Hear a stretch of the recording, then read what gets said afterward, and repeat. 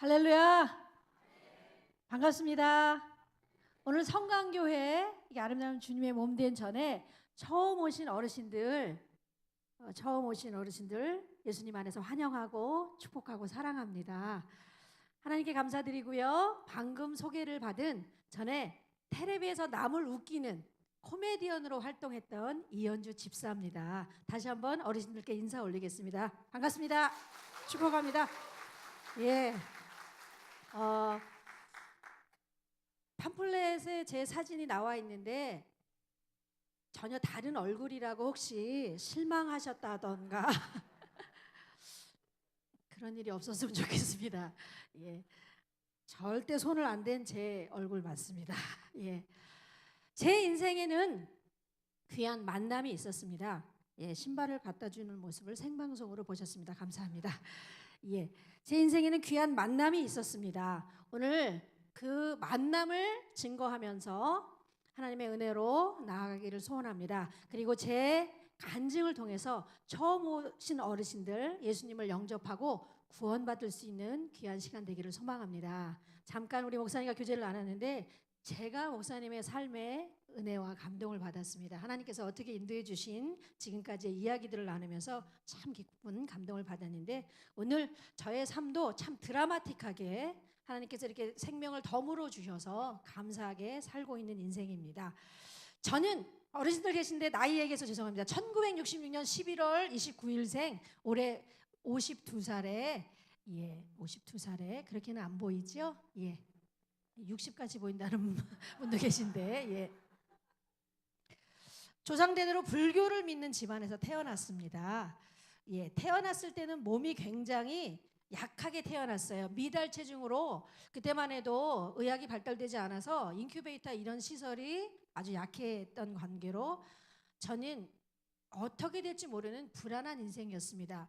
전설의 고향 같은 그런 이야기가 바로 저의 이야기였습니다. 부모님은 조상 대대로 지었던 절, 그 서울대학교 아시죠? 그 관악산 기슭에 연주암이란 절벽에 위치한 절이 있는데 저를 거기다 데려다 놓고 부처 앞에 정말 치성과 정성을 다해서 이 딸 좀 살려달라고 그렇게 빌면서 기억이 나는 어린 순간순간은 제가 절에서 생활했던 기억이 나요.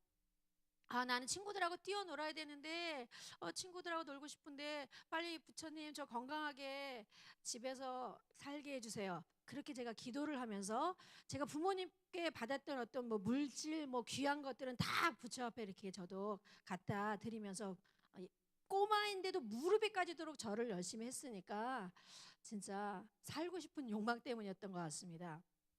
그래도 지금 생각해보면 믿지 않는 그때도 하나님을 알지 못한 그때도 하나님은 제 삶을 인도해 주셔서 제가 건강을 회복받고 집에서 생활을 하게 됐습니다.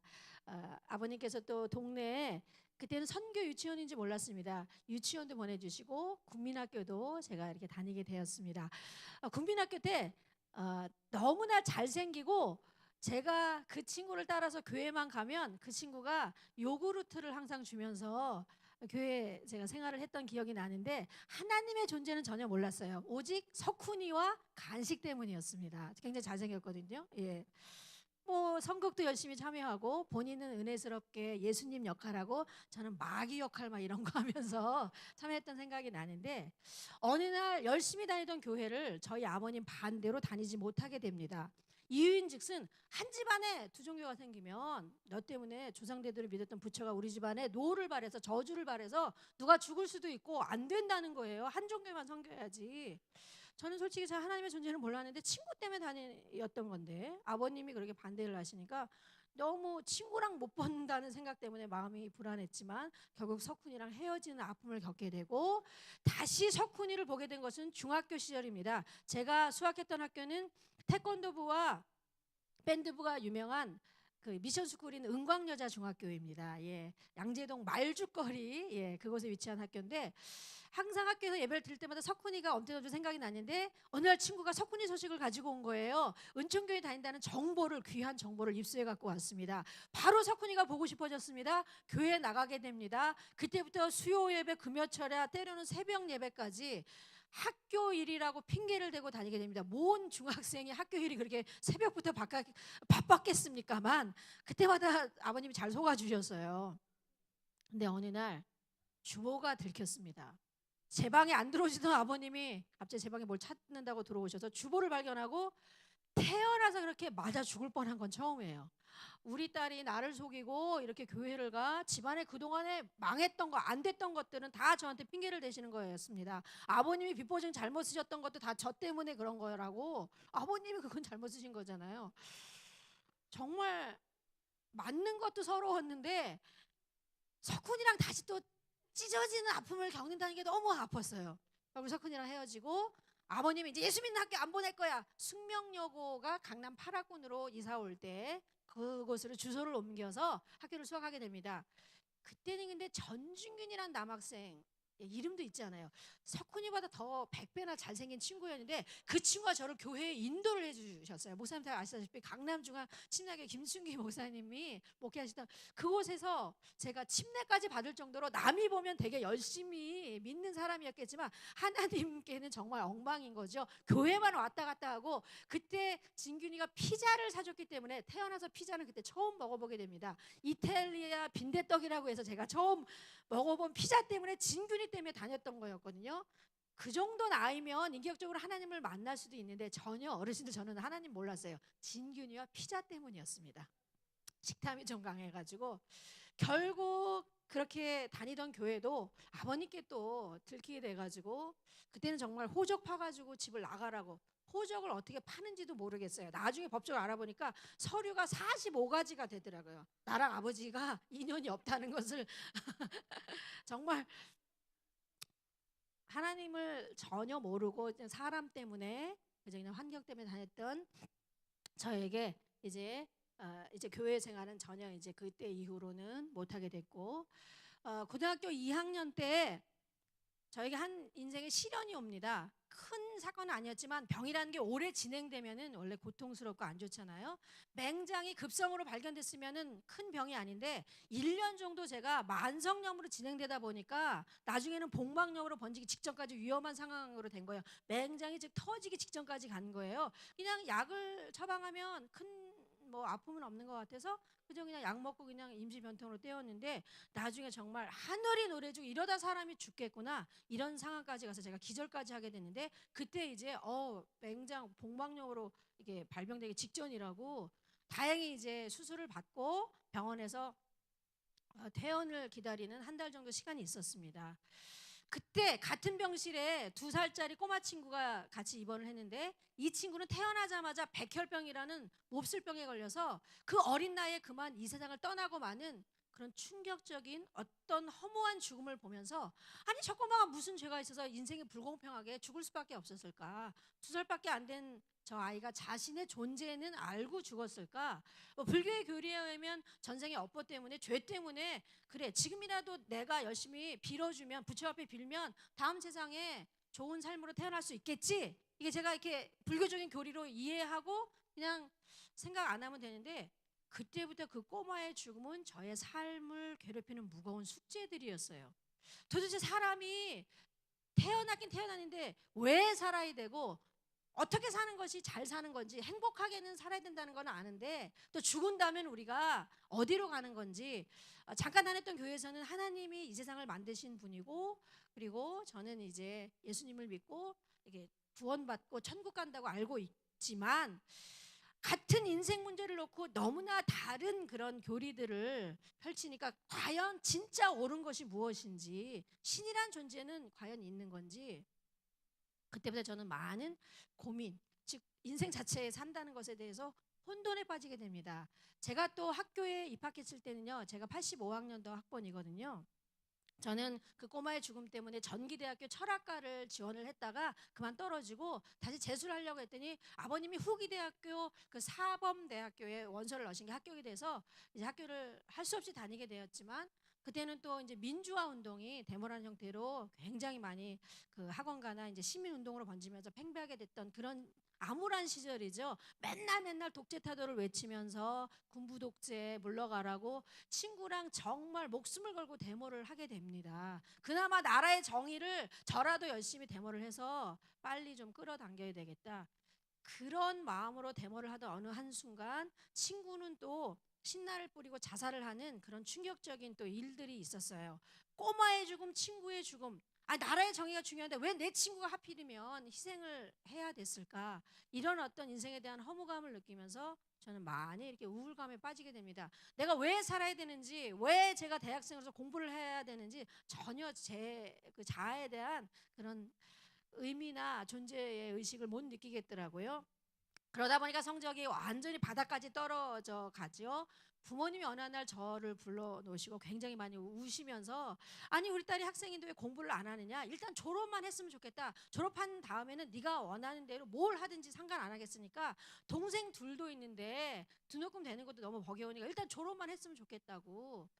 그런 부모님의 걱정과 또 눈물에 제가 너무 죄송했어요. 제 인생 문제를 부모님이 해결해 주실 건 아니지만은 일단은 공부를 하고 졸업을 하겠노라고 약속을 드리고, 그 당시에 학원비가 굉장히 비쌌습니다. 그래서 공부를 공짜로 할 수 있는 데를 알아보니까 우리 성도님들 아시죠? 종로이가의 YMCA 기독교 청년 연합단체 소식을 들을 수가 있었어요.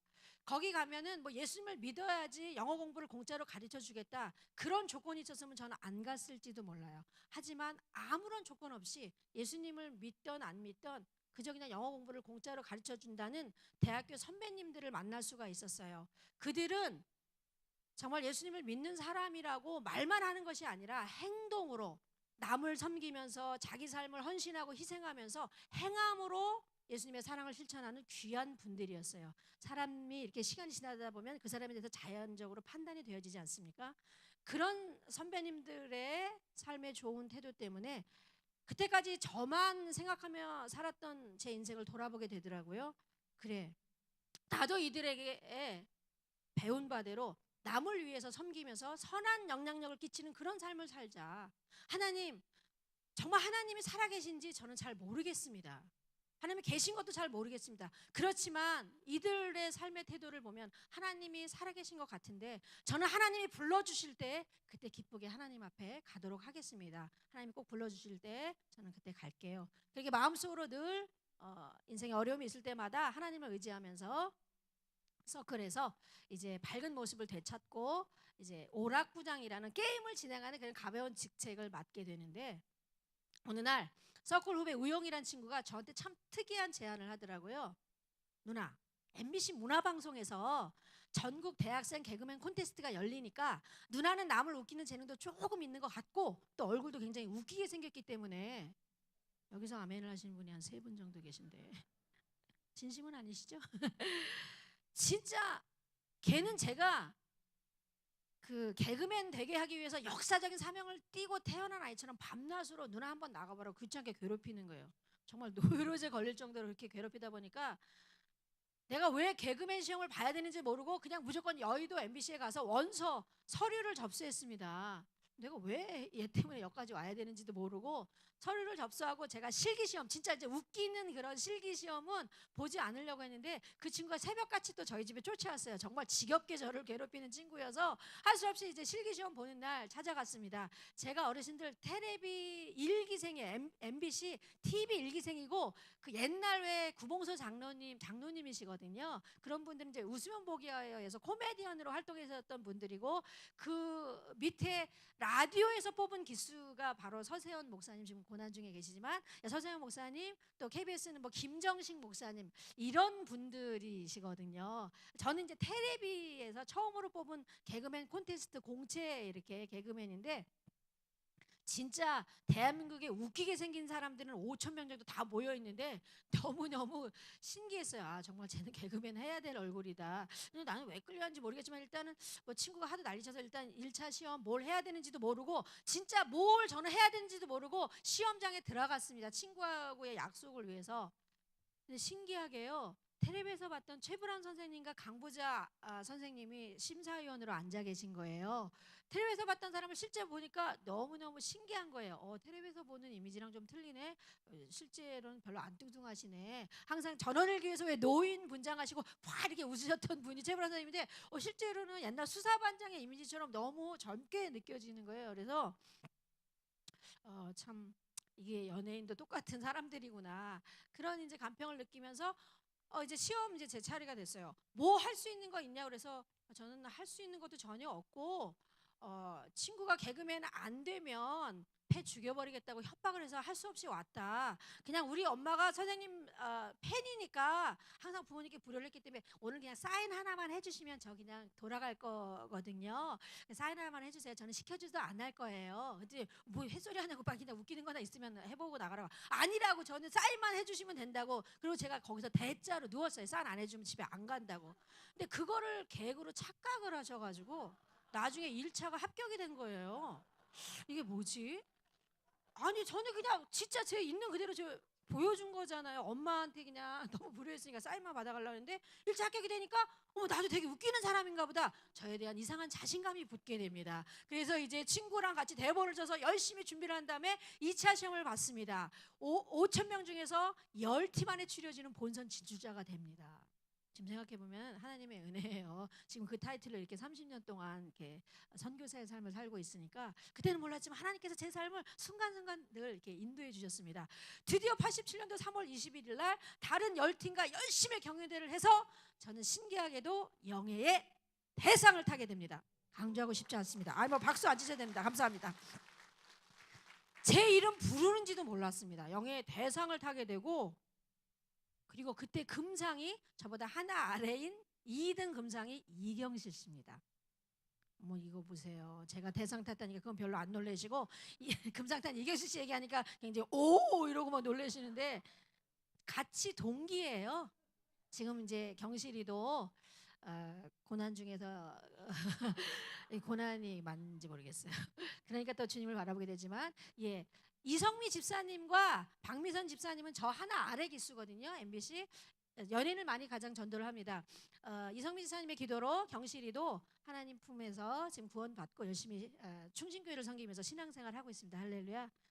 지금 뭐 좀 남편 때문에 좀 골치 아프지만 하여튼 은혜 가운데 남편 일도 잘 해결되길 소원하면서 자고 일어나 보니까 스타가 됐다는 말이 제 인생이라는 아주 귀한 기적적인 일이었습니다. 이게 막 꼬집어봐도 제 현실이 맞는 거예요. 제가 1등 개그맨이 된 거예요. 뭐 대상을 탄 사람은 제일 먼저 방송에서 밀어주게 되고 또 각종 언론 매체에 인터뷰하게 되고 평범하게 인생 문제를 고민했던 사람이 갑자기 모든 사람이 알아봐주는 그런 공인으로서 연예인으로서 삶을 이제 살게 되는 거죠. 우리 어르신들 혹시 청춘 만만세라는 개그 프로그램 생각이 나십니까? 네, 하신 분들은 연세가 50이 넘으신 분들로 사료가 됩니다. 왜냐하면 그 연세의 저를 기억할 수 있으니까요. 바로 아파트의 독신녀 역할을 주인공으로 시키더니 그 프로그램에서 저는 연말에 신인상을 타는 연기대상의 신인상 수상자로 대상 타고 그해 신인상을 탔기 때문에 아주 빠른 속도로 더 인기 가도를 달리게 됩니다. 개그맨들은 원래 유행어가 있죠. 저도 벌써 7, 8년 전에 유행인 것 같습니다. 괜찮은 여자라는 유행어인데 박수에 힘입어서 창피하니까 그때를 잠깐 개인기로 보여드리면서 추억하도록 하겠습니다. 감사합니다. 기억이 좀 나실 거예요. 원래 성전에서는 세상 노래 안 하지만 이거 개인기로 잠깐 불러드리면 기억이 나실 겁니다. 이런 식의 개그로 저는 사람들을 웃겼는지 하여튼 울렸는지 모르겠습니다만 저 알프스의 아름다운 산아가씨 귀여운 목소리로 석탄 백탄 타는데 연기만 펄펄 나고요 이내 가슴 타는데 연기도 김도 안 나네 난 참 괜찮은 여자야 주여 아버지 하여튼 죄송합니다 하여튼 뭐 이런 식으로 경기민요를 어릴 때부터 했는데 지금 뭐 창을 안 한 지 오래돼가지고 기억이 나십니까 어르신들? 예, 되게 웃겼죠. 예. 그래서 그 프로그램으로 신인상을 타고 다시 올림픽이 열리던, 아까 목사님 올림픽도 말씀하셨는데, 올림픽이 열리던 88년도에는 일요일 밤에라는 공개 코미디 프로그램에서, 그때 그 프로그램은 별난 여자 박미선 씨가 데뷔한 프로그램이에요. 속세기는 이봉원 씨하고 결혼을 해서 지금까지도 남편을 잘 데리고 살고 구원받기를 기도하고 있지만, 아주 정말 영적인 전쟁이 심한 집안이에요. 박미선 씨가 CT에서 기독교 TV 진행할 때 이봉원 씨는 불교 방송을 진행하거든요. 하여튼 이 종교기도 굉장히 아주 심각해요. 근데 뭐 빚도 요즘에 선배님이 다 갚으셨고 부인 돈을 끌어다 쓴다는 얘기는 얼핏 들었습니다. 예. 하여튼 그 남편을 위해서 전도하는 그 사랑이 중요한 거죠. 하여튼 그 프로그램에서 저는 우수상을 타게 된 작품 참깨의 부인이라고 신혼의 아기자기한 그런 신혼 부인 역할을 맡았는데, 그때 CF를 많이 찍게 됩니다. 우리 어르신들 혹시 알뜰한 비누라고 써보신 적 있으세요, 어르신? 예, 네 하시는데 감사합니다. 딱딱해서 오래 쓰고 지금도 편의점에서 1,000원에 파는 그윽한 비누가 바로 제가 선전한 비누입니다. 우리의 사랑을 이어주는 단단한 알뜰한 비누. 왜 알뜰랑에게? 단단해서 오래 쓰니까요. 럭키 알뜰랑 유사품에 주의해 주세요. 자, 이런 닭살스러운 선전을 해서 이렇게 CF도 많이 찍었고, 지금도 뭐 여전히 1,000원 하더라고요. 많이 좀 애용해 주시고. 그리고 예쁜 사람들이, 예쁜 연예인들이 무슨 선전 많이 하죠? 감사합니다. 제가 했을까요, 안 했을까요? 감사합니다. 예, 안 했습니다. 예. 예. 저는 변비약, 농약, 모기약, 파리약, 변비의 새날이었어요. 뭐 중해제약, 변비약 선전도 하고. 개그맨들은 원래 먹는 거 위주로 주로 선전하잖아요. 그리고 멕시칸 양념 통닭이 지금은 할인 멕시칸 치킨으로 여러분들이 양념장을 찍어서 드시는 최초의 그 CF가 바로 제가 선전한 것인데, 그때는 쌍꺼풀 수술 직후라 붓기가 덜 가라앉아가지고 얼마나 사진이 후지게 나왔는지 몰라요. 저 수술했습니다. 수술 잘 됐어요. 별로 티가 안 나요. 하여튼 비밀로 해주시고, 그러면서 부와 명예를 한 몸에 거머쥐고 가장 빠른 속도로 평범했던 사람이 유명해지는 그런 인기 가도를 달리게 됩니다. 그러다가 SBS가 90년도에 다시 새로운 방송국으로 개국을 했지 않습니까? MBC, KBS에서 이제 개그맨들을 추려서 그쪽으로 스카웃해서 저희가 방송사를 옮기게 됩니다. 그 프로그램을 했던 것은 코미디 전망대. 기억나시죠? 그때 이제 박미선 집사님하고 이봉원 선배랑 반대하는 결혼을 했기 때문에 불행의 시작이 됐었던. 거기서 저는 이제 앵커우먼 해외 스타들이 오면 이렇게 영어로 진행을 했었던 생각이 나는데, 제가 영어가 전공이었는데 잠깐 잘난 척을 하겠습니다. 지금이 11시 37분이죠. 영어로 인사말 드리겠습니다. Good morning, ladies and gentlemen in Jesus Christ. Let me introduce myself to the handsome and beautiful women in this audience. My name is, as you know well, Mr. 리현주 디아콘. 죄송합니다. 심한 욕을 해서 무슨 소리인지 전혀 모르겠고요. 하여튼 이렇게 해외 뭐 주윤발 씨 왔었을 때 뭐 제 자랑은 아니고 그렇게 프로그램을 얘기하는 것은 옛날에 제가 활동했던 부분들의 추억으로 간증 차원에서 말씀드렸습니다. 예, 기억이 나시죠? 네 하신 분은 50이 넘으신 분들로 사려가 됩니다. 연세가. 그래요. 그러면서 이제 SBS에서 최우수상을 타리라 이런 야심을 가지고 열심히 활동하게 됩니다. 자, 이 시점에서 문제 하나 드리겠습니다. 두자인데요. 연예인들은요, 이 두자를 누리고 삽니다. 먹고 산다는 표현을 합니다. 무엇일까요, 어르신들? 맞습니다. 인기. 그래요. 인기. 인기라는 것은 어떻게 표현할 수 있죠? 무슨 뜻일까요? 그 연예인을 좋아하는 어떤 매력적인 기운, 뭐 아주 카리스마적인 어떤 느낌. 어르신들은 어떤 연예인 좋아하십니까?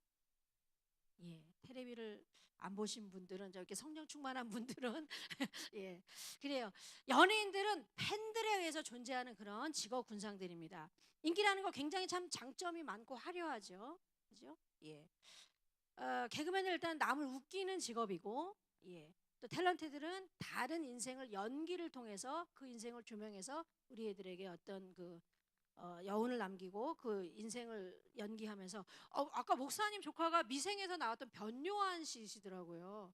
되게 연기 잘하고 목회자가 아버님이라고 들었는데, 하여튼 뭐 제가 너무나 하여튼 연예인 집안이시고요. 뭐 주혜정 집안이시기도 하시지만, 예, 그렇게 이제 그 탤런트나 그 영화 배우는 이렇게 연기를 하시면서 인기를 끄는 직업의 군장이기도 하고요. 그 가수들은 노래를 잘하는 직업 군장이기도 하고요. 뭐 인기 끄는 이유들이 있죠. 다 좋아하는 이유들이 있잖아요. 요즘은 또 인기라는 게 완전히 전 세계적으로 한류 스타 그런 열풍을 일으키면서 아주 해외 팬들이 많이 또 우리나라 스타를 좋아하는데, 그래요. 인기라는 것은 굉장히 많은 화려한 장점이 있습니다. 일단 뭐 남들이 알아봐주고 그 사람이 공인으로서 연예에서 살 수 있는, 또 부도 축적할 수 있고, 또 명예도 얻을 수 있고, 대부분 이제 아나운서 했던 분이 정치에 많이 입문을 하지 않습니까? 그 영상 매체에서 운집한 그 영상 매체의 인기를 가지고 또 자기의 꿈을 펼쳐주기도 하고, 그런 인기의 장점들이 있습니다. 이렇게 인기가 장점으로만 계속 작용을 하고 그렇게 인기 떨어지지 않는다면은 그 연예인들이 별 문제가 없을 거예요. 삶에 그냥 뭐 인기 계속 끌고 돈 많이 벌고 그러면 세상적인 의미로는 행복할 수 있겠죠. 세상에서 또 돈을 굉장히 많이 중요시하게 가치를 두니까. 근데 연예인의 인기라는 것이 늘 영원하지 않다는 거, 이게 바로 문제입니다. 또 그 인기 때문에 세상 것은 언젠가 끝이 있잖아요. 인기가 영원하지 않는 데서 오는 그런 단점들, 인기의 어떤 폐단 때문에 연예인들이 때로는 충격을 주지만 자살에 그런 임하기도 하고, 또 때로는 마약 사건, 도박 사건에 빠지기도 하는 이유. 인기를 사실 끌는다는 것 자체가, 얻는다는 것 자체가 너무 어려운 거예요. 인기를 끌고 그것을 유지한다는 자체도 더 어렵고, 나중에 인기 떨어지면 그때 연예인들이 많이 타락을 합니다. 나 옛날에 텔레비에서 많이 불러줬는데 왜 나 불러주지 않지? 사람들이 왜 나 외면하지? 텔레비에 가장 많이 나올 때가 최고의 전성기거든요. 그 뒤에 안 나오면 그냥 연예인 생명은 거의 끝나셨다고 보면 됩니다. 그래서 나중에 또 은퇴했다가 또 다시 또 돌아오는 게 그나마 자기의 끼나 달란트들을 펼치고 만족감 있게 살 수 있는 게 사람들 앞에 서는 그 영상 매체 무대이거든요. 그러니까 뭐 다시 뭐 사업 실패했다, 뭐 때로는 또 은퇴했다가 돌아오는 이유가 세상 표현이지만, 연예인들 표현이지만 중독되는 마약 같은 그런 어떤 안 좋은 거지만 그런 인기의 안 좋은 면 때문에 다시 이렇게 무대에 서게 되는데, 저는 인기 떨어져 본 적은 없는데 제일 힘들었던 게 인간관계였어요. 21살에 그렇게 화려한 부와 명예를 누리면서, 인기를 누리면서 매일매일 100명이나 되는 선배님들에게 인사를 90도로 한다는 게 너무 어려웠어요.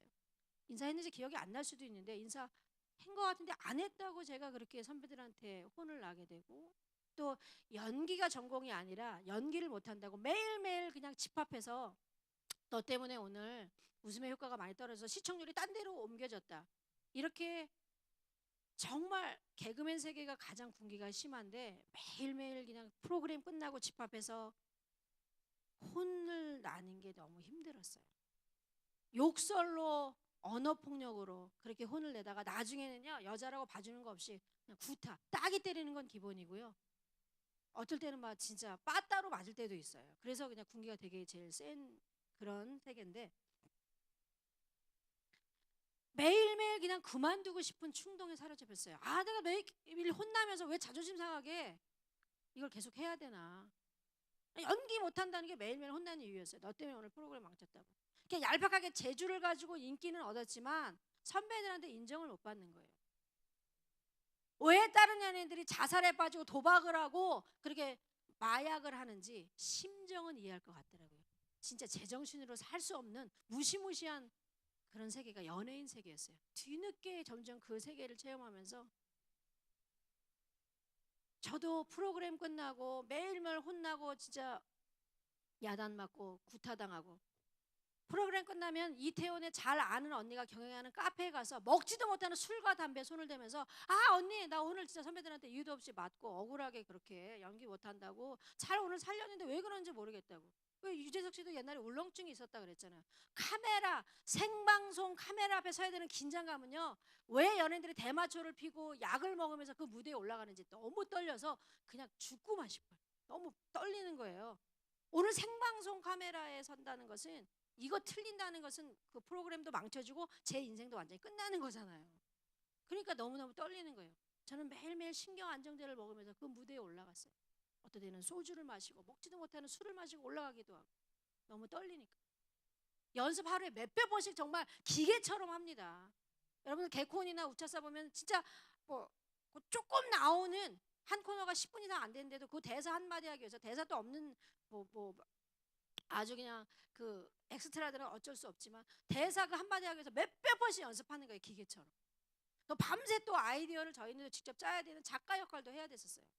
그러니까 매일매일 집에 간다는 것은 거의 있을 수 없는 일이었고 끝나면 선배들한테 혼나는 게 일이었고 밤새 이태원에 나가서 그냥 술 마시고 담배 피고 그때는 또 오공화국 시절이라 이렇게 아주 활락가가 24시간 영업을 했어요. 그냥 밤새도록 디스코장에서 그냥 그렇게 술 마시고 놀면서 이 현실을 도피하기 위해서 술 마시면 이 선배들한테 혼났던 그런 고통을 잊는 것 같아서 현실 도피적으로 마셨던 술이 나중에는 얼마나 젊은 자가 술을 많이 마셨는지 알코올 중독이 되도록 퍼마시고 술이 없이는 잠을 잘 수가 없는 상태로 제가 망가져 버린 거예요. 담배 하루에 4가씩 폈습니다. 나중에 결핵이 진행되는지도 모르고 인생이 완전히 망가지기 시작했어요. 인력으로 자제할 수가 없었어요. 그냥 오늘 또 선배들한테 혼나면 또 술 마시러 이태원에 나오니까. 이태원은 굉장히 위험한 지역입니다. 전 세계 같은 이상한 사람들이 다 모여가지고 거기 뭐 살인도 있고 굉장히 힘든 곳에서 소동 고모라라고 말할 수 있죠. 그래서 저는 맨날 술과 담배로 망가졌습니다. 한 7년을 그렇게 허무와 고독 때문에 술로 망가진 것 같아요. 어쩌다 깨어보면요 길거리에 빨래처럼 널브러져 있기도 하고 얼굴을 다 아는 연예인이 이렇게 망가져서 살았던 거죠. 저 돈으로 해볼 거 다 해봤습니다. 몇십억씩 벌었거든요. 쉽게 번다는 가치 없이 쉽게 나가더라고요. 매일매일 몇 병 하나씩 술 마시고 남자 접대 부대 나는 호스트바에서 남자 앉혀놓고 100만 원 주고 이 사람을 사요. 그러면 내가 시키는 거 다 해요. 돈 때문에. 돈으로 샀으니까. 선배들 혼나는 거 맨날 얘한테 다 스트레스를 푸는 거예요. 어쩌다 술도 안 깨진 그런 상태에서 또 프로그램 갔다가 악순환이 계속 다람쥐 쳇바퀴 돌듯이 반복되는 거예요. 가장 남을 웃게 되는 사람이 가장 우울했고 가장 고독했고 가장 슬펐는데 이런 속마음을 누구한테도 말할 수 없는 좀 소심한 성격이라 저 혼자만 괴로워했습니다. 그냥 술로 그렇게 현실을 도피하면서 살았습니다. 마약의 유혹까지 있었지만 그것까지는 양심적으로 못하겠더라. 그거는 법에 저촉된 행위니까 그냥 바로 끌려갈 수 있는 그런 소지가 있었기 때문에 그것까지는 하지 못하고 그냥 매일매일 소주 2병부터 시작해서 맥주, 양주 매일매일 폭탄주를 만들어서 섞어 마시면서 그냥 오늘이 이렇게 술 마시고 내일이 없었으면 좋겠다. 오늘이 그냥 끝났으면 좋겠다. 이런 막연한 자살의 어떤 동경, 죽음에 대한 어떤 동경 이런 것들로 인해서 제 정신과 몸은 다 피폐해져 갔습니다. 그렇던 생활이 이제 종지부 찍는 지금 생각해 보면 하나님께서 제 인생을 우리는 하나님의 그런 구원의 섭리하심에 따라서 이 세상이 만들어지기는 하나님의 백성으로 이미 선택을 받은 것은 제가 나중에 알았지만 하나님 그런 섭리하심과 뜻 가운데 그런 사건들로 인해서 제가 하나님께로 가게 하기 위한 하나의 계기 된 일들이 아니었나 싶습니다. 93년대에 일어난 3가지 사건들이 저를 완전히 병상에 완전 사망길로 밑바닥으로 치닫게 한 그런 무시무시한 3가지 사건을 겪게 됩니다. 첫 번째 일어난 사건은 치과 치료를 받고 마취가 덜 풀린 상태에서 음식을 잘못 씹어서 제 혀가 거의 다 잘려져 버립니다. 공포 영화에 나오는 무시무시한 그런 사건들을 겪으면서 병원 응급실에 가서 혀를 한 7바늘을 꿰맸습니다. 의사가 기가 막혀요. 아니 어떻게 자기 혀를 씹어서 지금 말하는 개그맨 이게 생명인데 혀가 생명인데 언어가 생명인데 어떻게 이런 일이 있을 수 있겠냐고. 저는 그냥 그게 제 현실이 아닌 것 같아서 저는 그냥 자살하고 싶었어요. 진짜 혀 깨물고 자살하고 싶었어요. 가뜩이나 지금 알코올 중독을 해서 정신도 온전치 못한데 이런 공포에 혀 잘리는 사건 때문에 나는 그냥 죽고 싶은 마음이 매일매일 들었어요. 약을 먹고 죽을까? 뛰어내릴까? 그 죽는 것도 쉽게 안 되더라고. 그런 사건에다가 엎친 데 덮친 격으로 교통사고 4중 충돌사고가 일어납니다. 대전에서 친구 결혼식을 보고 서울로 올라오던 중부고속도로 선상에서 그 기사가 운전을 하고 제가 뒷자리에 앉았는데 갑자기 뒷차가 꽝 하는 굉음으로 저희 차를 받아버린 거예요. 급정거를 이렇게 했던 건데 저희 차가 미처 피하지 못하고 뒤에 앉았던 제가 굉음까지는 기억이 나요. 몸이 이렇게 푹 날려가지고 앞 유리까지 제가 몸이 솟구쳐 나가서 머리를 세게 그 앞차 유리에 받고 그 저는 정신을 잃어버렸다고 나중에 제가 들었는데 깨어보니까 이게 내 깨어 있긴 했지만 제가 죽었는지 살았는지 전혀 모르겠더라고요. 병원 응급실에 급하게 뭐 불려왔던 거예요. 구급차 다 동원하고 뉴스까지 날 정도로 굉장히 큰 사중 충돌 사고였습니다. 그때도 하나님께서 제 생명을 붙잡고 계시지 않으셨다면 전 죽었을지도 몰라요. 그때 뇌를 세게 부딪혀서 물리치료를 받아도 솔직히 자신이 없다고, 후유증이 위험하기 때문에 지금 뇌신경 세포가 많이 죽어있다고. 아니나 다를까 매일매일 마비 때문에 매일매일 물리치료를 다니면서 그렇게 몸을 고치려고 했지만 저는 이제 정신까지도 혼돈스럽더라고요. 이게 막 잠재의식하고 현실하고 가뜩이나 언어 장애 때문에 말도 못하는데 막 섞여가지고 남들이 보면 정신병자 같았어요. 솔직히 잘 기억이 나질 않습니다. 그런 상태에서 세 번째 사건, 친구 어머님이 돌아가셔서 왠지 가고 싶지 않았는데 그냥 마지막이라도 가는 길에 제가 조문이라도 해야 될 것 같아서 밤에 몰래 거기를 갔다가 그날 그 조문을 다녀온 이후에 저한테 일어난 사건입니다. 여러분들 어르신들 가위 눌린다는 말씀들 하시죠. 가위가 눌리는데 완전히 밤 12시부터 새벽까지 이게 말도 못하겠고 제가 움직이지도 못하겠고 제가 분명히 정신은 깨어있는데 어떻게 몸이 완전히 짓눌려서 마비가 돼가지고 어떻게 인사불성으로 아무것도 못하겠더라고요. 한 몇 시간 눌린 다음에 새벽 정도 돼서 제 몸이 좀 스스로 풀린 다음에 엄마를 불러서 뭐 바늘로 다 따고 제가 신경외과를 찾아갔어요. 왜 이런 일이 있었냐 그랬더니 1년의 충격적인 일을 사람이 겪으면 이렇게 정신이 불안하니까 마비가 올 수도 있으니까 일단 무조건 쉬라고. 그때부터 가위 눌리는 것은요 밤낮으로 계속 진행이 되고 또 환청, 내 소리가 아닌 내 생각이 아닌 이상한 음성으로 뛰어내려. 너는 살 가치가 없는 인생이 왜 아직도 살고 있어? 너는 벌레만도 못한 거야. 빨리 죽어야 돼. 환청이 굉장히 정신분열에 처음 일어나는 그런 현상인데요. 무시무시한 겁니다. 그리고 환각, 매일매일 무슨 저승사자 같은 것들이 나타나서 매일 저를 찔러 죽이기도 하고 제 정신이 가뜩이나 헷갈리는데 더 교란되는 거예요. 혼돈스러운 거예요. 이 정신적인 분열을 고치려고 대한민국의 유명하다는 병원을 다 돌아다녔지만 약을 30알씩 먹어도 제 병은 낫지를 않는 거예요. 우울증이라고만 처방을 하는데 우리 오빠가 미국에서 외과 의사를 합니다. 인간이 아무리 훌륭한 의사라도 신이 아닌 이상 인간의 병을 3% 이상 고칠 수가 없다는 거예요. 제 병은 나오지가 않았어요. 그러다 보니까 조상대대로 믿었던 불교 큰 절간에 다 돌아다니면서 불공을 하고 시주를 해서 병을 고치려고 했지만 소용이 없었어요. 그리고 가장 용한 무당한테 가서 무슨 3천만 원씩 돈을 내면서 해도 귀신병이라는 거. 귀신병 초상집 가서 무슨 전설의 고해 같은 이야기가 바로 저한테 일어난 거예요. 귀신병이라 빨리 귀신을 뛰래요. 안 그러면 죽는다는 거예요. 30살에 죽는다는 거예요. 사람이 또 귀가 얇으니까 지푸라기 잡는 심정으로 3천만 원 내고 굿도 하고 고치기는 뭐 개뿔 고치겠습니까? 저는 점점 더 사망길로 죽어가고 있는 거예요. 기억이 나지 않지만 어쩌다가 발작을 하면 집안을 다 때려부수고 미친 사람처럼 날뛰었다고 저희 어머니께 나중에 들었습니다. 기억이 나질 않아. 이제 그 투병 생활이 정신병자로서 투병 생활이 1년이 지납니다. 저 때문에 우리 집안은 완전히 다 그냥 자살하고 싶었대요. 너무너무 고통스러우니까. 멀쩡하게 살던 사람이 왜 이렇게 딸이 미쳐가지고 이렇게 날뛰나. 1년이 지났을 때 어느 날 다사롭게 창밖에 봄볕이 비치는데 혹시 운명을 바꾸는 신이 있으십니까? 제 의지는 아직 있으니까, 제 의성 의지는 있으니까 한 번만 운명을 바꾸는 신이 있으시다면 저 이렇게 살고 싶지 않습니다. 한 번만 삶의 기회를 다시 달라고 제 마음속으로 처절하게 부르짖었어요. 한 번만 삶의 기회를 달라고. 아마 제 영혼이 하나님을 의지했던 것 같습니다. 그 순간 특이하게도 제게 비친 하나의 장면, 우리 집 앞에 교회 철탑에 십자가가 보이기 시작했어요. 우리 집 앞에 교회가 있었던 걸 전혀 몰랐어요.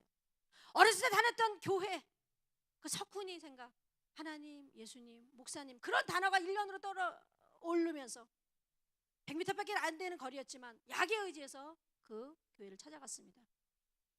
마치 목사님이 계셔서 그동안의 투병 생활을 이야기했더니 이제서야 하나님께서 이현주 씨 다시 불러주실 거라고 하시면서 한 번 주님의 백성으로 택해 주시면 일생 하나님을 떠나 있더라도 다시 한 번은 불러주신대요.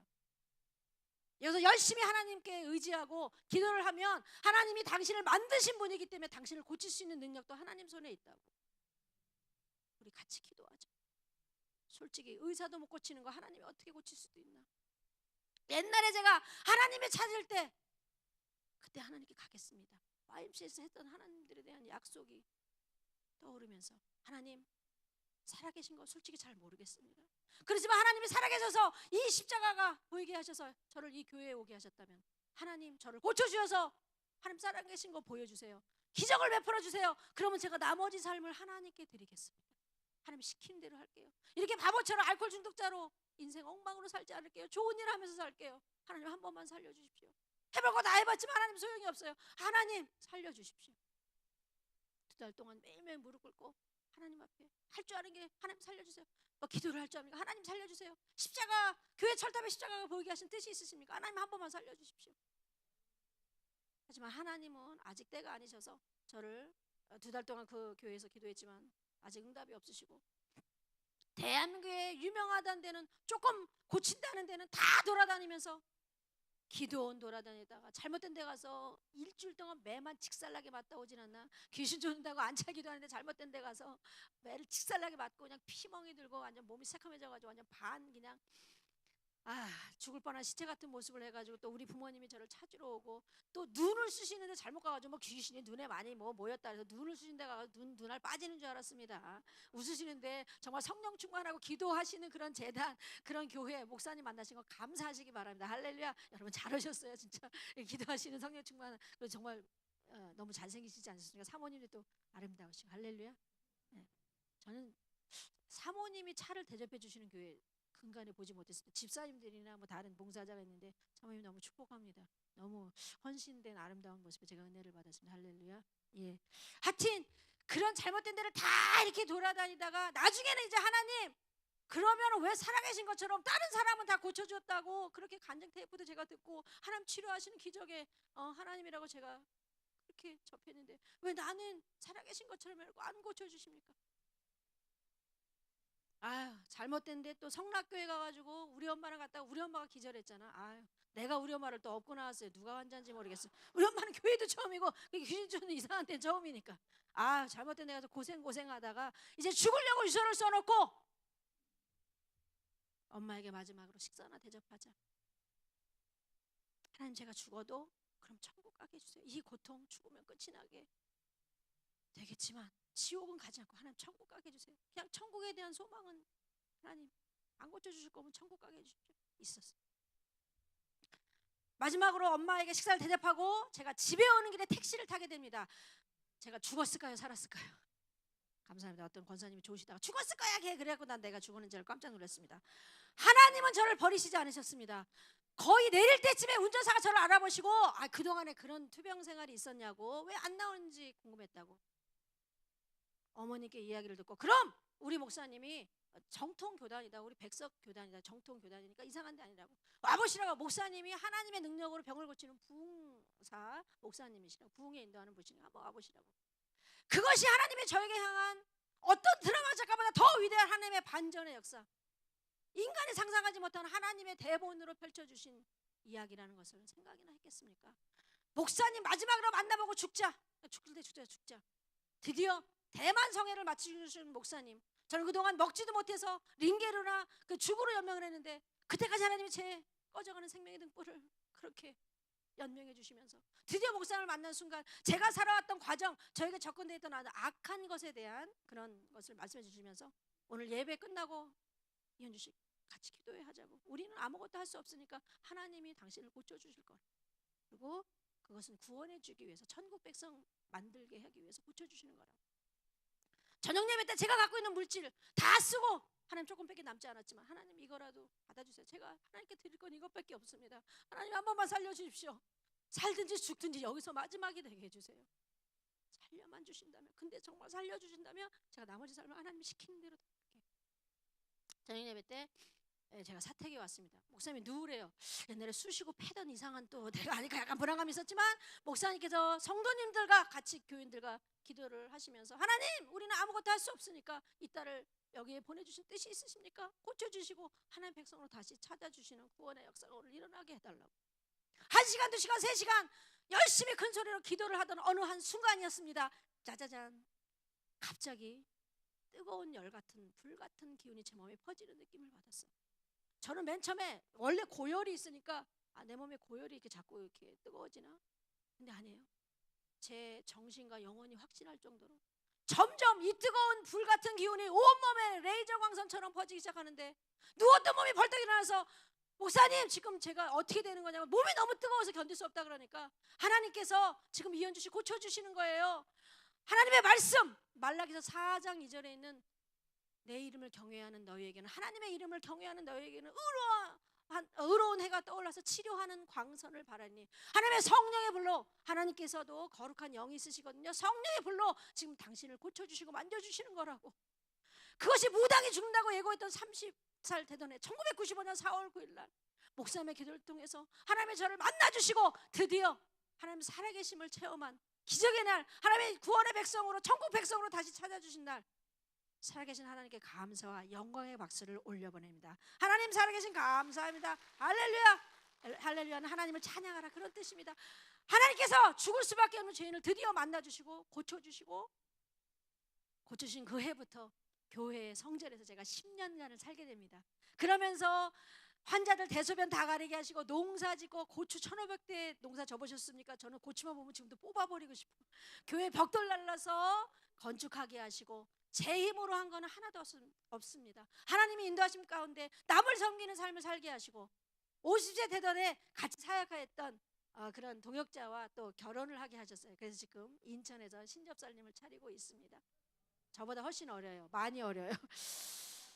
10년 동안 성전 생활을 하게 하시면서 세상 방송을 통해서 하나님 제가 영광 돌릴까요? 신학을 할까요? 하나님께 물어봤는데 하나님께서 평신도 이렇게 간증을 인도하는 사역자로서 선교사로서 세워주시고 CTS 한 17년간 진행하게 하시면서 영상 선교자로 세워주셨습니다. 할렐루야. 그 많은 사역길 전국 해외 오란 데는 기쁘게 달려가서 하나님의 은혜를 전하면 기도하고 가면 하나님께서 거기에 작정된 영혼들을 또 구원해 주시고 할렐루야. 거기도 치유의 역사가 있으면 하나님께서 그건 하신 일이니까 저는 그냥 기도만 하고 가서 전하면 하나님께서 다 해주시더라고요.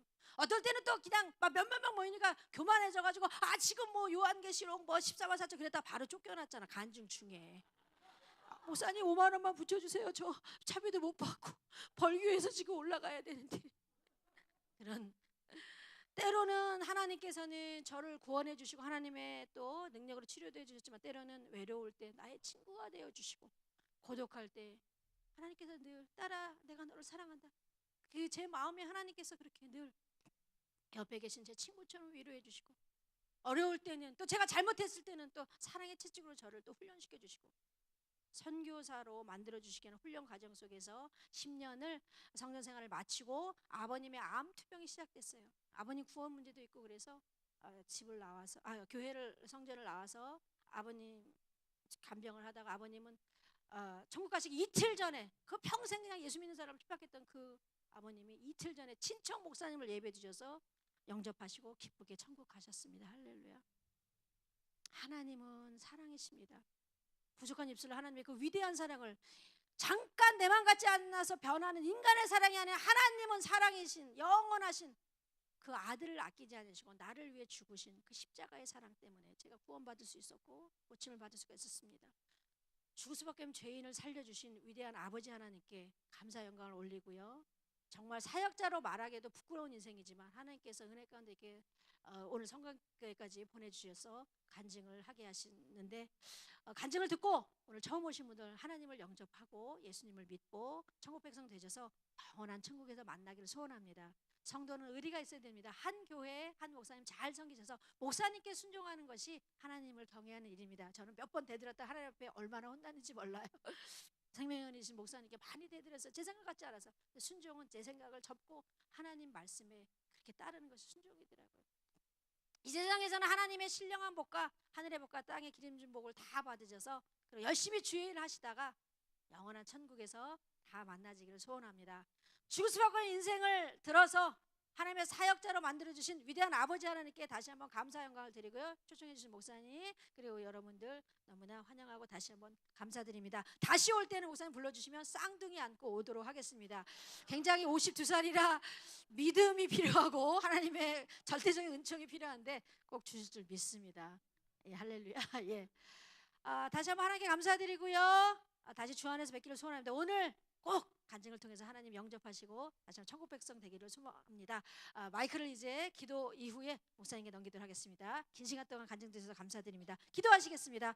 하나님, 주님을 짧은 시간 간증했는데 하나님, 우리 처음 오신 분들 영혼 속에 하나님의 그 아름다운 사랑과 그 은혜로 함께 임하시고 하나님 영접하고 이 성강교회에서 평생 신앙생활하면서 천국으로 갈 수 있는 귀한 생명책에 이름이 기록되는 시간 될 수 있도록 하나님 축복해 주시고 구원해 주시고 생명책에 이름이 기록되게 하여 주셔서 주님 감사드리옵나이다. 예수님으로 기도드렸습니다. 아멘. 아멘.